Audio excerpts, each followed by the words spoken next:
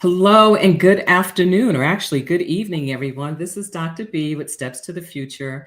Thanking you so much for taking time out of your busy Monday to be here for another C3 with Dr. B. Now, for those of you that are here for the first time or you need a refresher, C3 is about career awareness, career development, and career exploration. And people may be saying, so what does that have to do with college counseling? Well, here's the thing. When students finish with whatever post-secondary option that they decide to choose, they're all going to work. So it's so important that we give our students opportunities to become aware of different types of careers, to be able to have experiences where they're developing some of their career skills, and also giving them the opportunity to explore those careers. So that's what C3 with Dr. B is all about. This evening, I am really thrilled to have a really special guest with us this evening. Um, so think about this back in the day. Now, I don't know, I may be dating myself, but some of you just think about this. There's always been, as far as I can recollect, this stigma about career and technical education. So I can remember being in middle school, and well, actually, at that time, it was still junior high. Then it evolved into middle school. But I can remember people talking about students who were in career. We didn't call it career and tech programs then. We call them vocational programs. And they're like, oh, he's in a vocational program. And that was supposed to be like, oh, that's not good if you're in a vocational program. And because I grew up hearing that all the time, and not just from other students, but also from adults, it was like, oh, so vocational school, career and technical education isn't a good thing. And it really wasn't until I became an educator and started working at East Providence High School in East Providence, Rhode Island, which also had a sister school, our East Providence Career and Technical Education High School, that I came to realize the importance of a career and technical education. But we had to do so much professional development for parents, for admissions people, and just for the community in general to help them understand that CTE was not less than. CTE was equal or sometimes better than going to a 4-year school. It really all depended upon what program you were in. So, in having a conversation with quite a few of my colleagues, we always were talking about, but what about students who want to go into trades? What about students who do not want to necessarily attend a 4-year school and maybe want to attend a community college or a trade school or a technical college, and then maybe go on to a 4-year school? How do we help them learn about the opportunities that are out there for them? So that's why I asked my guest this evening to be here with us. But before we get into that, before I bring Karen on, there goes the mouth again. I told you sometimes it just gets dry in here and the mouth doesn't work right, folks. I just want to remind people that this is being played on my business Facebook page, Steps to the Future, and it's also being played on my YouTube channel, Steps to the Future. And I think it also plays on my website. So if anybody ever watches it on my website, send me a message and let me know, because I would really like to see how that looks, because I don't have the opportunity to watch it in several places. So I would love for you to subscribe to my YouTube channel so that you can catch this on the replay and also look at past broadcasts with different guests and with different topics around college knowledge.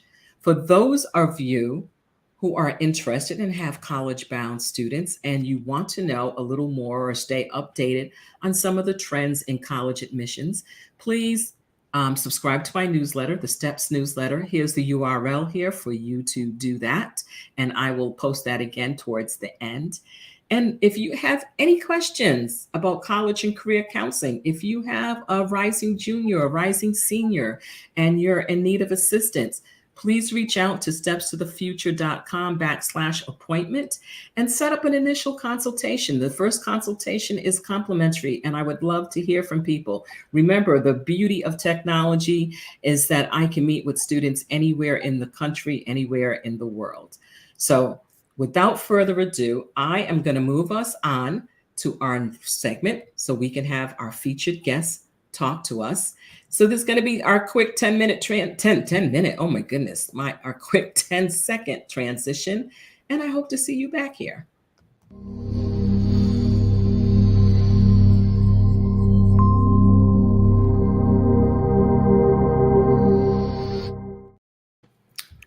Hello and good evening, Karen. Thank you so much for being here with us. I'm excited to be here. Thank you. So, folks, before we begin, I'm going to read Karen's bio. This woman is very accomplished. And so let me read it. And then I also want to congratulate her on a recent accomplishment. So, Karen is a native of the Bronx, New York. Hey, go for the Bronx there. She has worked and she actually worked in corporate America for 15 plus years and had her first experience with students as a junior achievement volunteer. I loved junior achievement. I remember that being such a huge program for our students in our middle school. As she went into the schools to teach pre planned lessons, she fell in love with teaching. Yes. She eventually left corporate America to pursue her first college degree as a first generation college student. See, I knew we had something in common. Her intention was to become a K through 12 classroom, to go into K through 12 classrooms, become a teacher. As the pursuit became a reality, she also had the opportunity to teach in higher ed and enjoyed this tremendously as she learned about how to do face-to-face instruction and moved from teaching online and also teaching in a hybrid model, which many of us had to learn how to do. She's a huge proponent of education and she's a true lifelong learner. She's excited to share her experiences with us. And she's a strong advocate for education. She enjoys working as a career development coordinator. She currently works in the K through 12 sector as career and technical education coordinator. And her favorite part of the job is connecting students to careers. Karen, thank you so much for being here with us. Um, I'm going to put a little something on the up on the screen here because one of the things I want you to just tell us a little bit is your journey through your education up to your career. I think so many times students see us in our roles or in our positions and don't understand how we got there. They think, oh, well, you're doing it, so, or you're making it look easy. And they don't realize the steps and the preparation that went into becoming who we both are today. And I love what you said about being a lifelong learner because that's so important. And before I forget, folks who are joining in with us, please make sure you put some comments in there because we'd love to hear from you. Let's make this a really robust conversation so that we have people coming in and asking their questions. Remember, CTE isn't just for K through 12. It's also for adults. So if you're an adult out there and you have a question about CTE as a non-traditional student, please make sure you bring that up. So Karen, tell us a little bit about you and your career path in college and your educational path. Absolutely, my pleasure. Well, first of all, I will say that I actually started the college pathway late in life. I grew up kind of traveling around, but I am a native New Yorker, so I love my roots. And it was actually my very first experience with school was in a very small town in North Carolina. And I thought I wanted to be a computer programmer, but that quickly faded away. My interest didn't last long enough for me to continue to do that. So, time passed. I ended up back home in New York. And while I was working for a Fortune 500 company, I had an opportunity through them to go back to school where they paid for my tuition. And like I said, I was a little bit late starting, but I said I was just very determined to do it. And I was the first one in my family. So it was really exciting on many fronts. I had a lot of support from cousins and my aunts, my sister, just a lot of people in my corner. And I started out at Nyack College, where I pursued a associate's degree. Yeah, I literally did it step by step. So I did my associate's degree in general ed. And while I was doing that, I simultaneously was working with junior achievement. And I would go into some of the Catholic schools in New York in the classrooms and teach these lessons that were pre-designed. And it was Oh, I felt like I was in my glory. I just really Yes. loved connecting with the kids and teaching them things that they really were excited to learn. And I was like, this is what I'm supposed to be doing. And Mm, so I went to school, finished, and got married, relocated, went through all of that, and went back a few years later. Took a little bit, maybe about a year or two, and went back. And by that time, I was in North Carolina and went to St. Augustine's and went to the next level and pursued my bachelor's degree. And at the time that I was working in undergrad, again, I wanted to teach, so I knew I had to have a degree to teach, but I knew with mm, the degree that I had, I couldn't necessarily do elementary school. So I landed in CTE. And again, I just found a place where I really fit. I was able to not only bring the curriculum that they gave me, but I brought a lot of real world experiences, and that helped my students to connect with a lot of the things that I had seen in corporate America. Just mhm, telling them, really trying to help them understand how important it is to do what you are passionate about. Find your passion, that thing that you get up to do, and it doesn't feel like you're going to work. You enjoy it. Um, mhm, and so that is kind of where I was. And so I went to St. Augustine's and I was on an accelerated program. So I got my bachelor's degree in a short amount of time. And it was quite a task. I lived about an hour and a half from the school. So I traveled every week. I did not miss a class. And just really enjoyed what I was doing, enjoyed learning. And so as soon as I finished, I literally had called a school. And I think I had a question for the principal, and she said, I have a business position. Are you interested? So I said, sure. And I went in for an interview. And literally, I hadn't been trained I didn't student teach. So I didn't know how to necessarily answer the questions, but be honest. And that's what I did.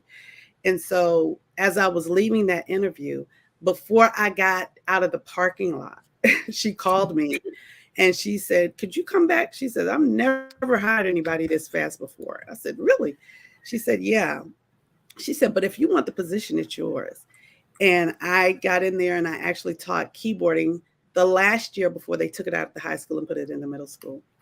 And so it was very exciting to do CTE, to do something that I not was just familiar with, but I loved. I loved being in business. I loved teaching and about business. And so it went from there to I pursued my master's degree, and then now in the throes of working on my dissertation. So I am scheduled to walk with my doctoral degree May of 2024. So that's really a condensed version of my journey. I just first of all want to say congratulations. I saw the posting that you had a few weeks ago about your dissertation moving to the approval stage and getting ready for that, because that is a major accomplishment. One of the things that you said at the beginning is when you said, well, I started later than most. I think when you said that, that gives so many people out there hope, because unfortunately people think, well, if I didn't do this directly out of high school, if I didn't do this before I had kids, if I didn't do this by a certain age, that those avenues are closed off to me. And that is so untrue. It's so important for people to understand again what lifelong learning is, and that you can go back to school anytime. I mean, I didn't go back to school to get my doctorate until I was in my 50s. And it was one of those things where I kept putting it off and putting it off. And next thing I know, I said, oh, and I remember I thought about, oh, I don't want to go back and do it now. And I was kind of like, yeah, it's going to take me 3 years. And one of my friends said, okay, here's the deal. You can have your doctorate in 3 years or not have it. The 3 years is still going to go by. And I said, oh, that's true.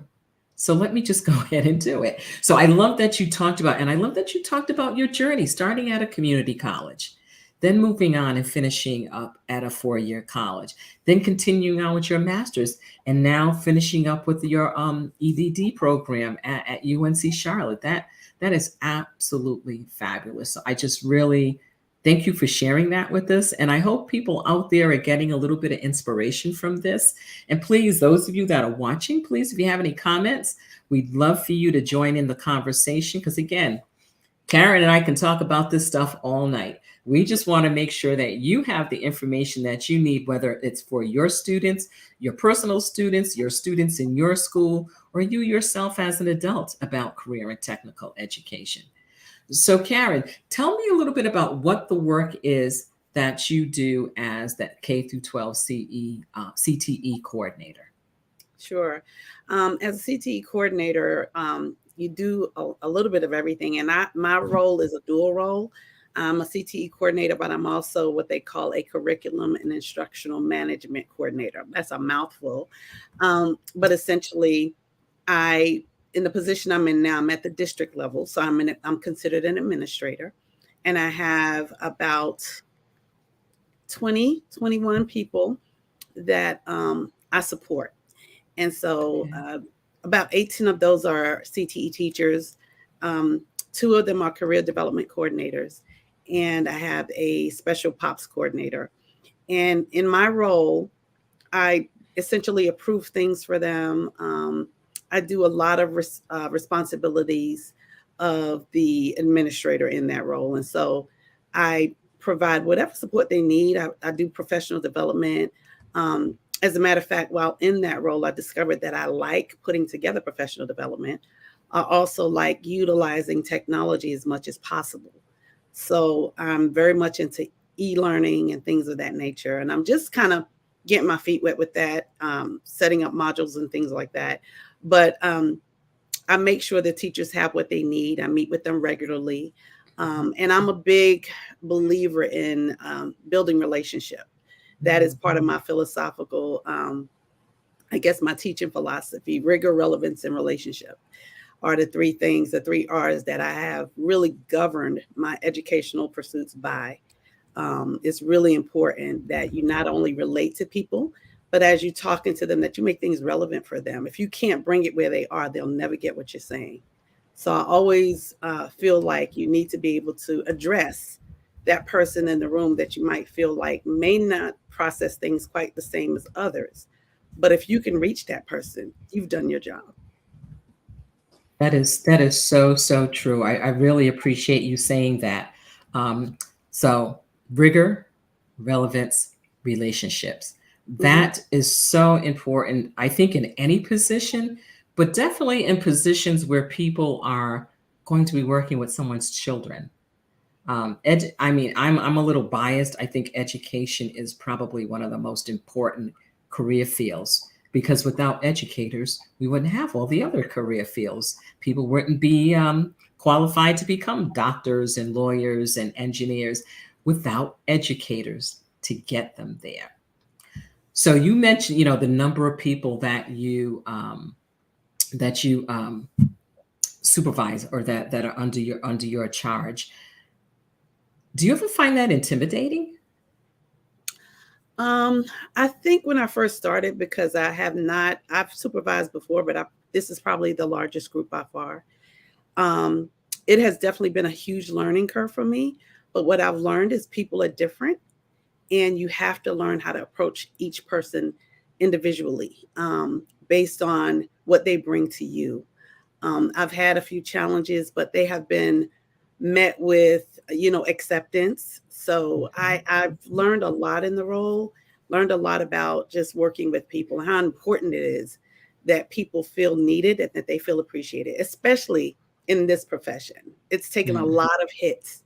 Um, Teachers have taken a lot of hits. So it's really, really important that they understand that they are not only appreciated, but they are essential. Um, Yes. Education is something you can't get away from. We learn whether we want to put that on it or not. No matter what we're doing, we're learning. There's always an opportunity to grow and to learn. And I think the minute you stop thinking that way, you've cut yourself short. So it's really exciting to be able to be there for the teachers and even help them. I help with licensure as well. So Okay. help them to figure out what they need in order to have the license that is required for the North Carolina Department of Public Instruction.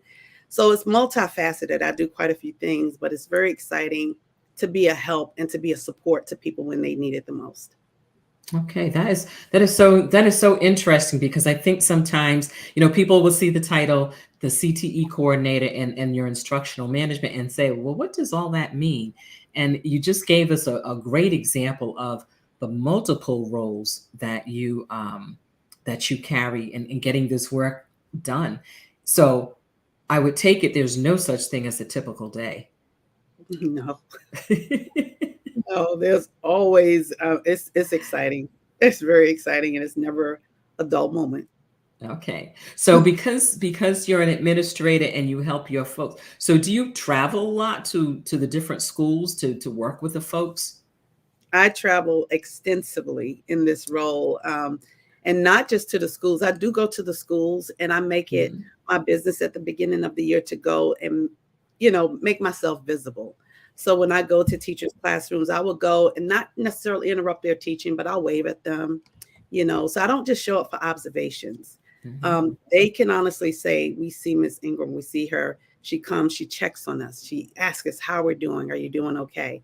I also travel at a lot of conferences. So I travel across the state a lot. Mm. I go to the mountains. I've been just about everywhere. In the different regions that are represented in North Carolina. So yes, I do quite a bit of extensive travel in this role.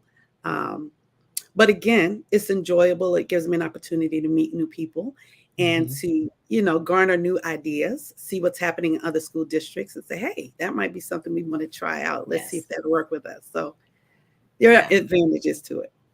That's good. So you mentioned the different conferences you go to. So one of the things I always talk to my students about is the importance of professional associations.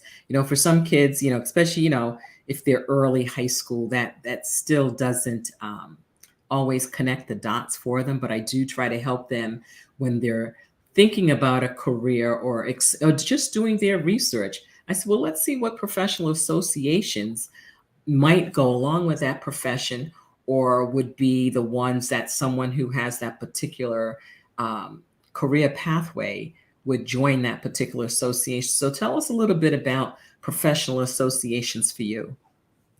Okay. I'm with ASCD, which is one that is recommended for people that are in any kind of administrative role or leadership.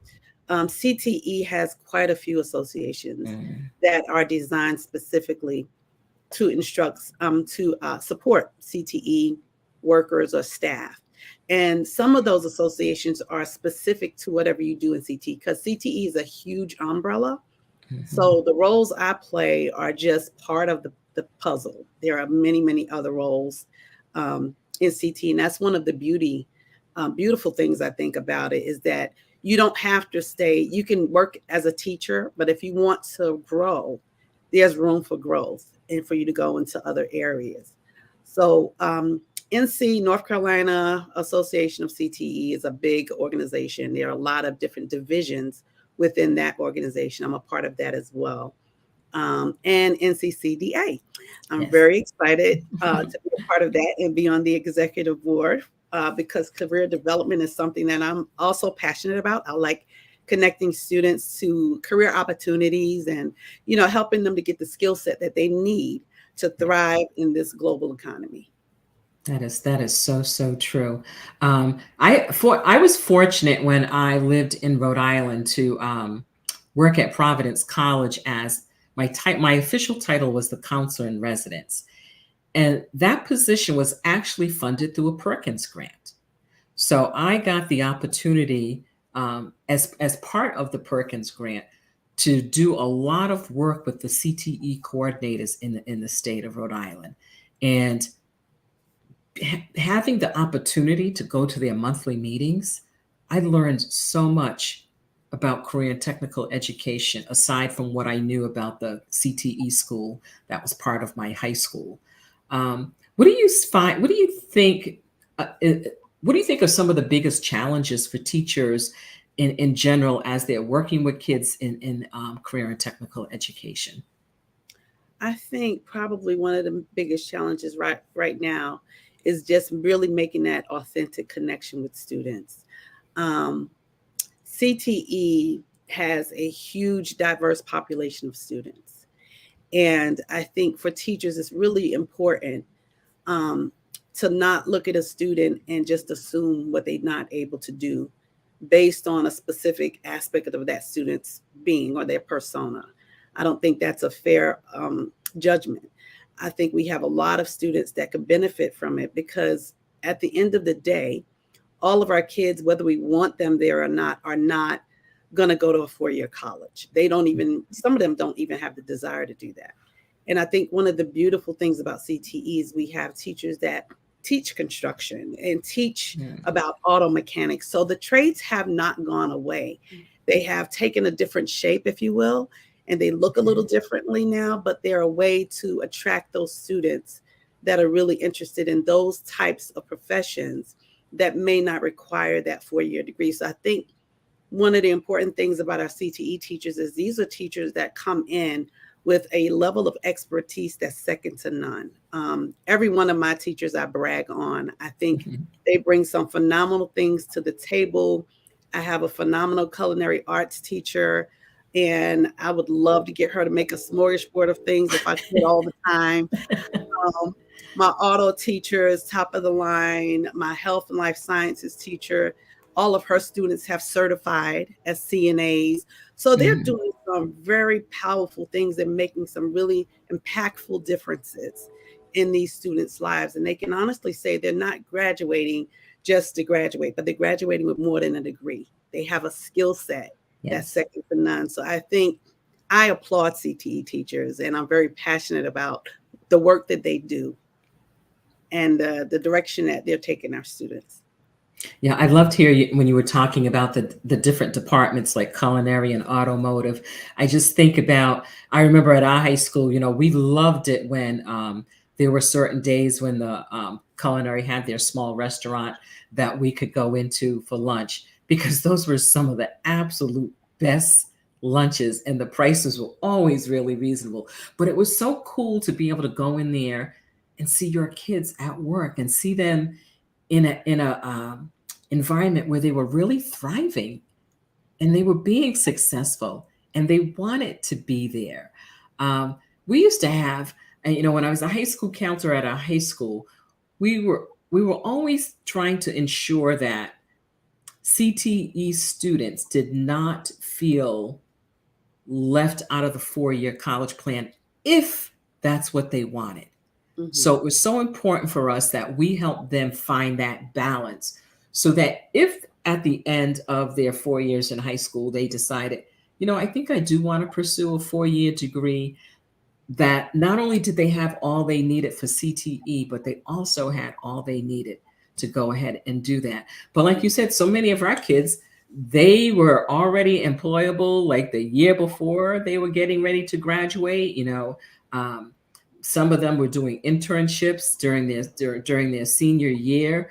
Um, One of the perks I absolutely loved with our automotive was you could go and get an oil changed, as a teacher. And because the CTE school was only across the parking lot from the main high school, it was it was convenient. But again, it was so nice knowing that these students were learning skills that they were never going to lose, Right. that were always going to be useful. I mean, Mhm. when you think of all the trades, everybody just think of people, the skilled people that come into your house to keep your household running. I mean, we just had our HVAC guy come in just to check to make sure that our system was up and running and fine before this humid North Carolina weather settled in. Um, and he's always like so busy. So we were thrilled that he was able to find the 20 minutes or so to come by our house. So it's really important, I think, for people to lose the stigma around CTE because I think it's still there slightly for some parents. I Mhm. know when I've back in the day when I've had conversations with parents, and would say your student is really interested in construction management, or they're really interested in our electrician program that we have here. Yeah, yeah, I don't care. They're going to college. They're going to become an engineer, but they're so good at what they're doing. Hmm. They can still go on and become an engineer, but at least let them do, have that opportunity to learn. One of our schools in Rhode Island, the New England Institute of Technology, um, was a great place for school counselors to learn about CTE because of the programming that they offered. And I remember when students went from high school and decided to do the 2 year program that they had, that I think it might be a 4 year program, but they have a 2 year and a 4 year program. Um, the salaries that they started at were nothing to sneeze at. And we used to say, this is amazing. These kids are leaving here with an associate's degree after having done this work in high school, making more money than some of us will ever make a year as a teacher. So let that just sink in a bit about how lucrative CTE can be. And I mean, now we don't always choose careers because of the money, but people who are in some of their CTE careers in the right position, and especially if they own their own business, have opportunities to really make an impact economically. Hmm. Absolutely. And it doesn't just stop there. We have some innovative programs too that are second to none. We have a drones teacher. We've offered drones, and that's very Okay. exciting to know that students can head towards getting a pilot license in that area. We have a principal that's fairly new to the district, and he has an interest in aviation, which is another up and coming field. So there's 16 pathways in CTE, and we have additional pathways that are coming along, and they're considered what they call LCOs, or local course options. So if it's not a part of the 16 standard pathways, there are other ways to bring these courses in so that students can still do those things that they might be passionate about. So I like the fact that you have the trade side, but you also have the innovative side that deals with other career options. So they're not really limited. And like you said, unfortunately, there is still a stigma, but that is slowly dissipating when you Yes. look at the demand for engineers. For one of the big fields is biomanufacturing, Mhm. biomedical technology, those types of things. Those are fields that right now don't have people that are qualified. And we're bringing in these students and teaching them these skill sets and allowing them. One of the other beauties of CTE is the work based learning piece, which allows them the opportunities to job shadow. They get an opportunity to do apprenticeships, pre apprenticeships, and internships. So they get firsthand experience, which to me, it can work for you or against you. You can have a kid that goes into an internship and decide, you know what, I thought I wanted to do this, but I hate it. And that Mhm. saves their parents a lot of money, that they don't have to spend. So it's just there's so much in CTE, and I just think it's gaining strength and momentum as we look at the programs that they're offering, and now the demand for these skill sets. Yes, that's what I think is so important. So we have a question from an audience member. So thank you, SD Clemens, for joining in the conversation. And the question is, what is a CTE program that most high schools do not have, but they should look into? The career that is up and coming. I love that question. Thank you for asking it. I do too. I would say probably the aviation is the one that I'm hearing more about.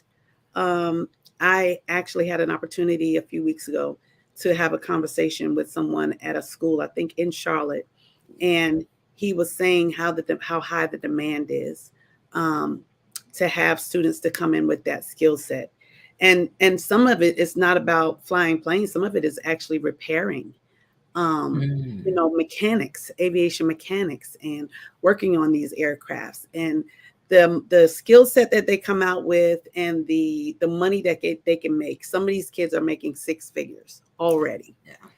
and so I think that's one of the ones that I'm seeing that's emerging in a lot of districts right now. Is anything dealing with aviation and dealing with planes, because there's such a deficit of skilled workers in those fields. Oh, I agree with that one so much. And again, thank you so much for asking that question. I had the opportunity to visit Elizabeth City State College last April for a counselor day. And I really went because I wanted to learn more about their aviation program. And one of the things that they talked about was, you know, how to get students interested at an earlier age in drones, in aviation management, in all aspects of aviation. So having a program similar to that at the high school level, and then they'll be able to, if they want to go into a 4-year program, there's a program for them. But if not, they also already have quite a few skills that are going to move them right into the workforce. So Mhm. that is so important for people to understand that um, the CTE of today is not the CTE of the 1960s or the 1970s. I think in my experience with career and technical education, all of the folks involved in the programming are always looking to see, what do we need to change? What do we need to do to improve what we already have on deck? Is there something that we're doing that is becoming obsolete? Because we know with technology, things become obsolete really fast. How do we change this? How do we bring our students into this modern work world so that when they leave us, they have those skills, they're able to get those certifications that they need, because certifications are becoming quite the thing, Mhm. quite the thing. And I think people are not understanding the full ramifications of what we're starting to see or what's been around for a while with certifications. But in this climate post COVID, it's really ramped up. So could you talk a little bit about that? Sure. And you're absolutely right. There are a lot of credentials right now, and legislations have put together um, these packages for the districts where they are giving us more funding to fund credentials because it's a really big push across the state of North Carolina to ensure that students have these industry recognized credentials. So it's not just something that they can't use. These are actually credentials that are recognized in different industries depending on what they want to do. For example, we have Adobe courses, and there are credentials associated with that. Um, there are many other ones that we have, even with the culinary that I mentioned earlier. That's a Mhm. credential course. EMT, we have credentials in the medical field.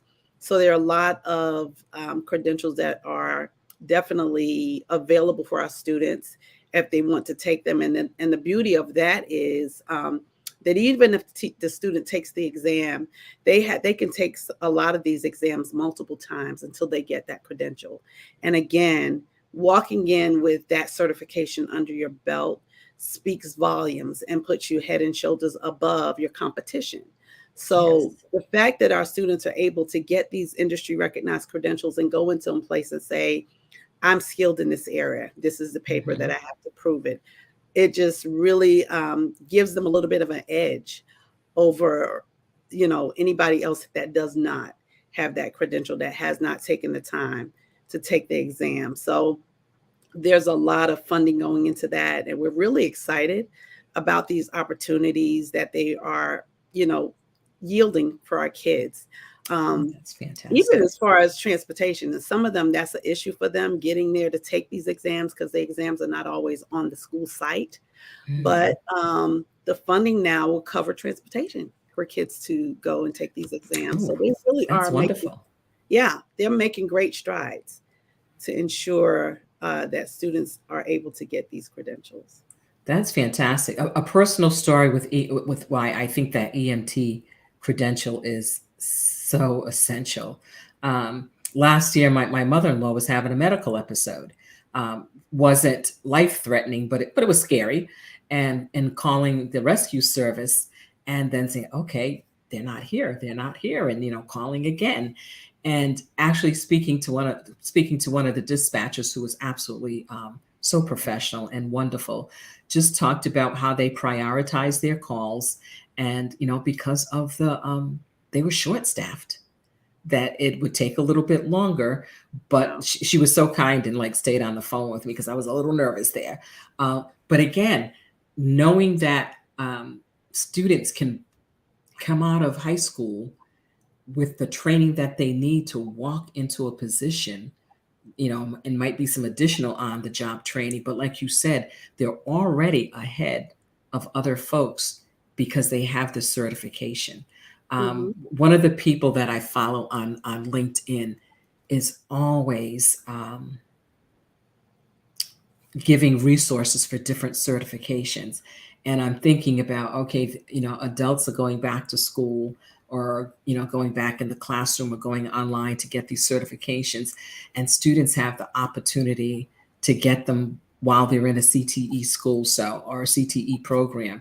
So I'm hoping as many kids as possible take advantage of this and understand what a gift it is for them to Hmm. be able to uh, have this experiential learning, this hands-on learning, because part of my concern is too many of our teenagers don't know how to work. And being in a CTE program, you do learn how to work. You learn the skill set and everything, but you're learning the job also. And you're learning how to increase your problem solving skills, your creativity. You're learning how to work as a teammate. You're learning how to collaborate with others. I mean, that all comes with being part of a CTE program. I'd just like to say, folks that are out there watching this, please make sure you put your comments in, questions that you may have, join in the conversation. One of the things I hope to do, we always have our guests talk about a book that they enjoy. And I'm hoping to do a book giveaway if we have enough people that participate. So if you would like to participate in the giveaway, that will be towards the end of the show. All you have to do is put in the comment section #CTE, and I'll tell you what you may win once we have the drawing. So again, if you're interested in entering the drawing, all you have to do is put in the comment section #CTE. Love to see people do that. So, Karen, what advice would you give to someone who is um, thinking about either a student, either thinking about going into CTE, or an educator who wants to be a CTE educator? Maybe they want to become an administrator like you. I would definitely say follow your passion. I think, like I said, the advantage for CTE is the fact that it's real world. It is not something where kids will say, well, where am I going to use this? Like Mm-hmm. I know all of us got up at a point, in school, maybe you said, when am I going to use algebra in real life? When am I going to do this in real life? Well, CTE is real life. And I think that's the big draw. So I think for students that are interested in CTE courses, I really think they need to talk to their guidance counselors, and especially their CDCs, their career development coordinators, that can help guide them, that can explain to them what the pathways are, what the courses are they need to take. And then those that might be interested in coming to CTE as an educator or as a Mm-hmm. teacher, I would certainly say, again, follow your passion. Now they have a lot more support for those teachers. They have the CTE New Teacher Institute, which allows you to work collaboratively with other teachers across the state that teach in that same, that may teach that same content. And so you don't feel alone anymore. Sometimes it's kind Mm-hmm. of hard for CTE teachers if you're the only drones teacher, or if you're the only um, foods teacher, or you're the only one who teaches Yes. interior design. So this allows new teachers to connect with other teachers across the state, kind of see some of what they're doing, and incorporate those things, and Right. get encouraged to. And I think, again, the beauty is bringing in your real world experience. There's nothing like a good story. We all Mm, love to hear good stories. And yes. usually when teachers come into this role in CTE, they have stories. They can tell you about what happened in the kitchen one time. They can tell you about what happened on the job, when the boss came in and everybody was doing this or that. So there's so many real world experiences that they can bring. And that's always a draw. Kids really like to hear about Yes. things that happen that are relevant, again, things that they can touch, that they can talk about, that are tangible for them. And Yeah. so I think that's the beauty of it, is making that real world connection for them. One of the things I didn't share earlier and I meant to tell you was that last year during our summer program, we also allowed credentials to be received by kids that were middle schoolers. we, Ooh. we have something called ICEV. And what we did was, that was a credential that they could earn as these were eighth graders, rising ninth graders, and it was employability skills. So Ah, each of them, yes. we had 25 kids, and all 25 kids certified. So they publicized it, made a big deal about it, because it was not heard of that you have every kid in that class to Mm. certify. But all of those kids certified in employability skills. So they've gotten a great start even before they get to high school.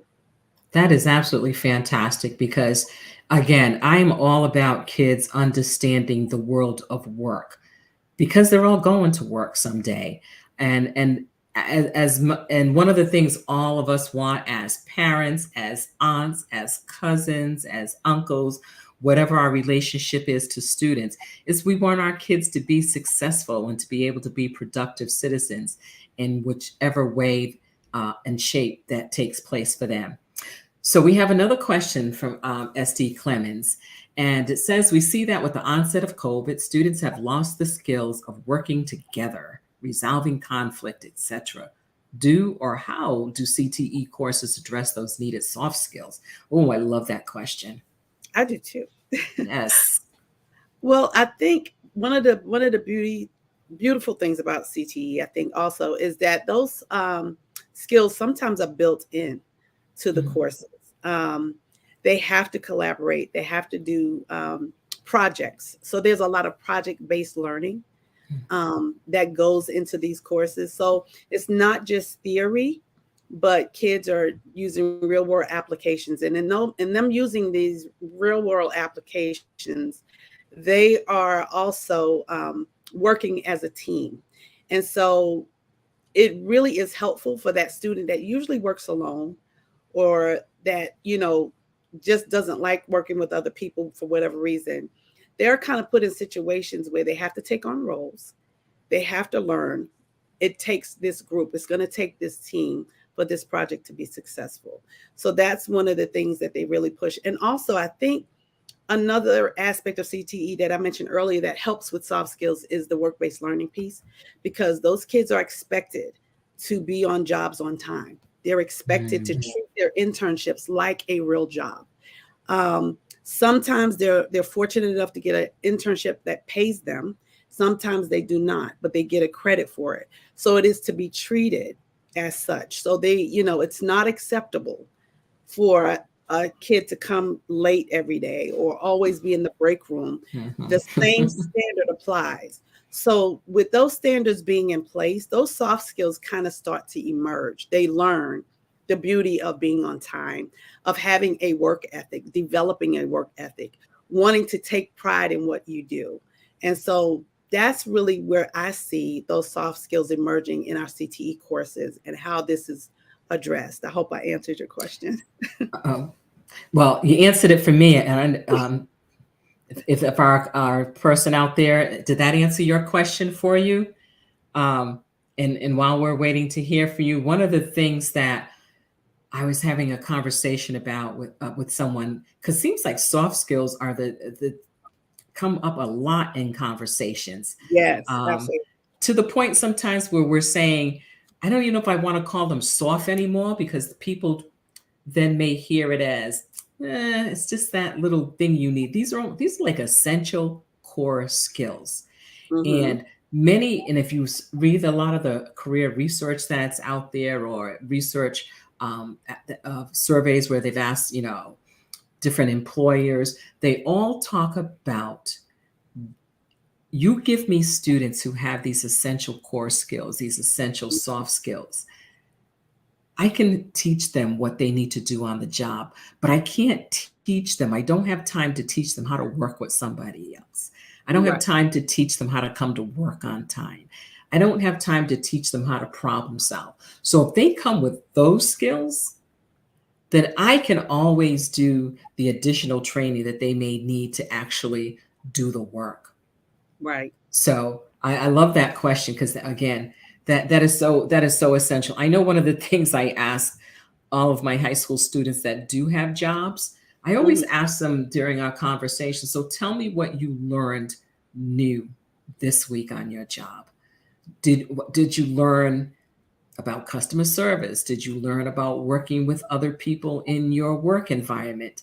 What did you learn about what you liked and what you disliked? I said, so the jobs you have now may not be your lifelong career, may not Right. even be in the field that you want to eventually go into, Mhm. but you are learning something and it's important and invaluable information. So it's always so interesting to hear young people, once they slow down and take the time to reflect on what it is they're learning, they're like, Mhm. okay, all right, I am learning something. And that's definitely, I know that's definitely baked into CTE programs where, in order to get those certifications, you have to know what you're learning. Absolutely. You have to know Absolutely. what you're learning. Mhm. So we're going to shift gears a little bit. So I always ask my guests if they have a book that they would recommend to people, and just to talk a little bit about it or what they're learning about it and what is it about the book that's of interest to them. So Karen has shared with us that a book that she'd like to recommend to people is Atomic Habits, an Mhm. easy and proven way to build good habits and break bad ones by James Clear. So tell us a little bit about what it is about this book that caught your attention. Um, that it's doable. It's not changing your habits or breaking habits is not this monumental thing. This thing that's so big and oh, I just can't do this. I can't, change my eating habits. I can't um, go to the gym 3 days a week. He gives you real doable things and start off with small, tiny steps that you do continuously. And it just makes it so doable and so realistic that you're like, okay, I can get with this program. The other thing I like about the book is he has a free workbook that you can download that you can Okay. also work through while you read the book. So you can go online and access this workbook and work at your own pace. But these are tiny changes that, just like Mm, the book says, that lead to remarkable results. So you're making small incremental changes that lead to a big result. And after a while, it's a way of life. It's no longer a habit. It is now your lifestyle. So I like that whole concept. yeah. And and I think sometimes when people say, oh, you need to change your habits, so you need to get better habits. Well, he's giving people a way to do that because sometimes Mhm. people need that roadmap. Um, Yes. and I like what you said. He's given it to you in digestible pieces. It's not, all right, overnight you've got to get this done, but let's can you do this today? Right. Okay, can you do this next week? Mhm. And just keep adding to it before you realize it. You've either deleted a bad habit or you've added a good habit. Exactly. So that is Exactly. definitely something. So again, folks, join in the conversation if you have a comment or question or concern about career and technical education. Please make sure you let us know. And also, as I said, um, I'd love to give away a copy of that book, but I need you folks to participate. If you want to go into the drawing for Atomic Habits, all you have to do is put in the comment section hashtag CTE. That's all you have to put. You don't have to say anything else. Just put hashtag CTE. And I'd love to have more than one person um, join into the drawing. So, again, we'll give you a couple more minutes to do that. So, Karen, one of the things that I want to ask about Sure. is, and I've been asking folks this because I think it's so important, and it almost has that. Um, it's almost like an add-on to the question, the last question that Ms. Clemens asked about, students losing skills. So one of the things we're seeing for many of our students, not just our students, ourselves also, is wellness, mental health. So Mm. what what do you do to take care of yourself? What do you do for Karen? Have days where Karen does what Karen wants to do. um, I actually am a movie buff, so I love to watch a good movie. And I like to read. I'm a bookworm. So when I need just that downtime, I just, curl up with a good book. Um, and I'm doing it more now that I'm having a break from school because I didn't have a life while I was working on this dissertation. So I've got a Yes. little bit of a break right now, and I'm able to enjoy a good movie, and just kind of chill out. If I want to run to the store, I do that. Just the little things that people take for granted are the Mm, things that get me in that happy place. I yes. feel really good. I don't want to do anything. I just want to kind of just lay here and just listen at the birds sing. So anything, that puts me in that happy space where I'm not stressed, I'm not overthinking anything, but I'm just, it doesn't take a lot to please me. I enjoy just some downtime, some quiet time with myself and just, just thinking and chilling out. And that's so important. And when you said, just sitting and listening to the birds sing, I don't think people realize how essential just being still, just being Mm, is to our mind to yeah. help us get those creative juices flowing again, to be able to use our imaginations. I remember as a kid, if we ever said to my mother that we were bored, she would find something for us to do. So you never said, I'm bored, because the next thing you know, you were doing laundry or mopping a floor or doing something else. And Right. so it was just go outside, even if you're just walking to the corner and back, but being observant of what's out there in nature. And unfortunately, not too many are, I don't know. I find it, and I guess it's just a sign of the times where kids don't go outside and play as No. much as they did. I Absolutely keep feeling true of like, that. yeah, I keep feeling like maybe my kids were the last generation, kind of, where I used to say, all right, well, I didn't have to tell them to get out the house because they knew if they stayed in the house, they were going to get some chores too. I learned Mm, from my mother about that. Um, but I don't see, I have some young friends that I kind of mentor, and I'm like, so what do you do all day? And they're in the house and, watching video. I said, well, do you ever go outside? They go, and what are we going to do outside? mm, And I'm like, oh, okay.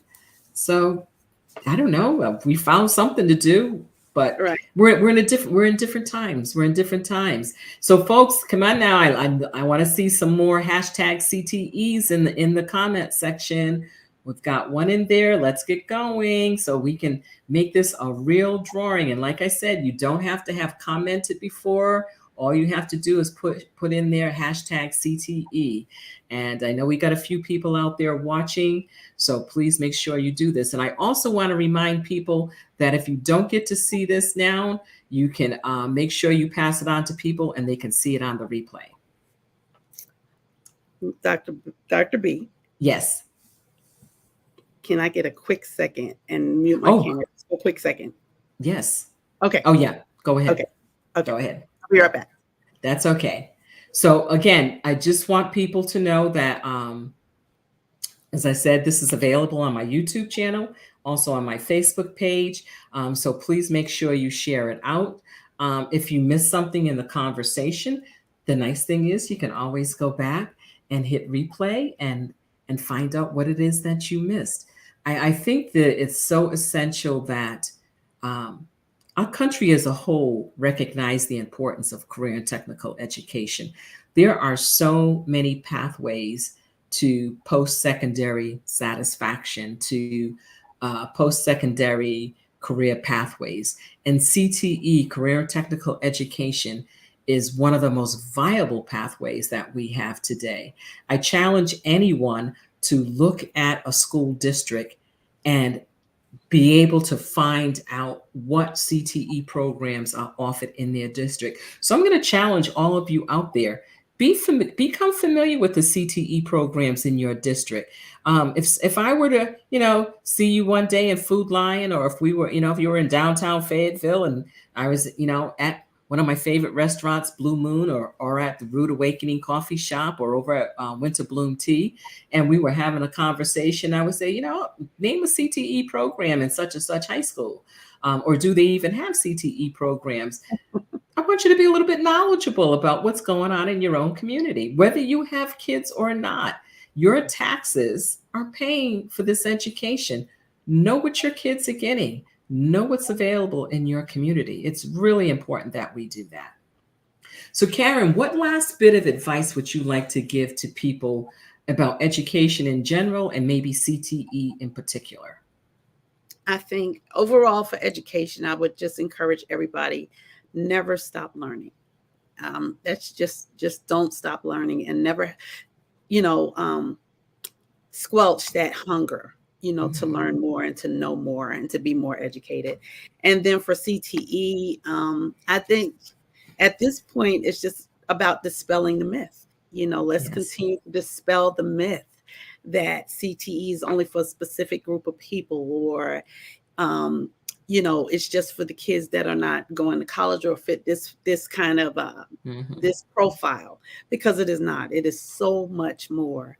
Um, and a lot of kids, I love to hear the testimonials of kids Mm. that Yeah. were in CTE and that are doing great things.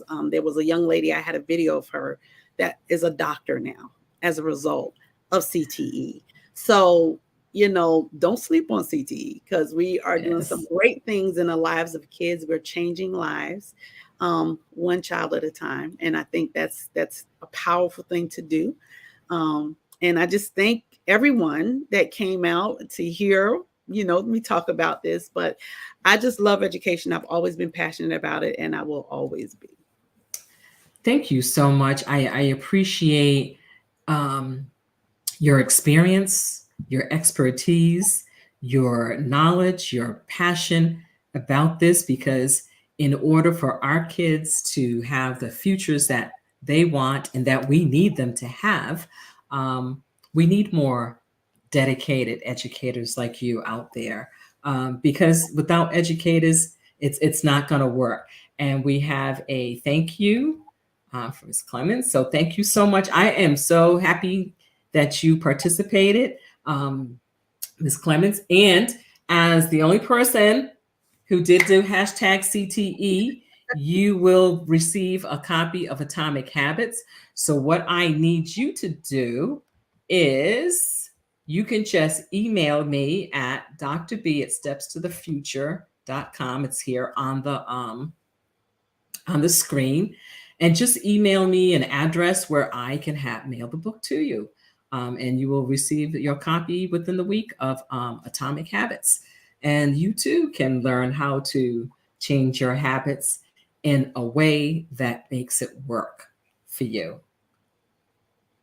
So, again, Karen, thank you so much. And I just want to remind people, if you would like to reach out to the future Dr. Ingram, because that is in the cards. So, we're just putting it out there. So, if you would like to reach out to the future Dr. Ingram, you can reach her on LinkedIn. If you have any follow up questions, if you would just like to ask her, um, information, if you want to find out what you need to do to become an administrator in this realm, or just an educator in general, because God knows that we have a shortage of educators. Um, Mhm. so again, Karen, I'm just thrilled that you were here. I loved what you had to say. I think you gave information that will be useful to families as their kids go through the school system and as they start learning about the benefits and the value of career and technical education. So thank you so much. And thank you so much Thank to our you. audience members for being here, for participating either out loud or silently. We definitely appreciate you being here. And don't forget to share this with other folks so that they can also find out the benefits of career and technical education. Folks, I hope to be with you next Monday. I am actually headed out of town that Tuesday to the National Career Development Association conference. Um, Nice. so we'll see what happens next Monday, but I should be on next Monday with a little college knowledge, some helpful tips and tricks, and not tricks, because there are no tricks in college planning. Some tips and strategies to help you help your student through the college transition process. So Karen, just hold on. And everyone else, thank you so much and hope to see you next Monday evening. Take Thank care. you. This is Dr. B from Steps to the Future.